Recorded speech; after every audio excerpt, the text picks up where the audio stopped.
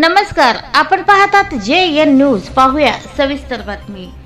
एकुंडी, वज्रवाड, गुगवाड, खेलारवाड, म्हैसाळ योजनेतून पाणी द्या, अन्यथा 3 मार्च पासून उपोषणाचा इशारा देण्यात आला।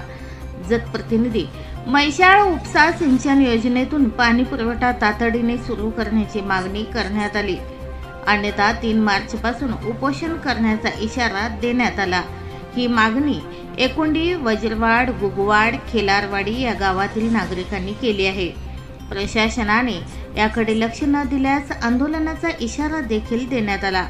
याबाबत प्रांत अधिकारी यांना देण्यात आलेल्या निवेदनात म्हटले आहे की मौजे एकुंडी, वज्रवाड, गुगवाड, खेलारवाड यास अन्य गावातील गावांना म्हैसाळ उपसा सिंचन योजनेसाठी लाखो रुपये खर्च करून शासनाने गेल्या 2 वर्षापासून पाणी देण्यात येईल असे सांगतात।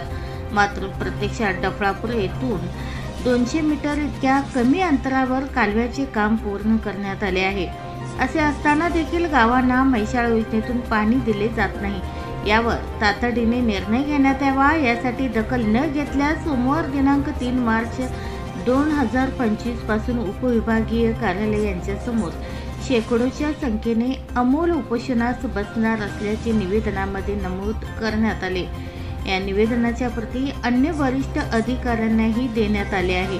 या निवेदनावर बाबासाहेब कोटलगी, शिवाजी नाईक, बाबांना नाईक, मलगोडा कोटलगी, सिद्धगोडा कोटलगी यांच्यासह आदीच्या सह्या करण्यात आले।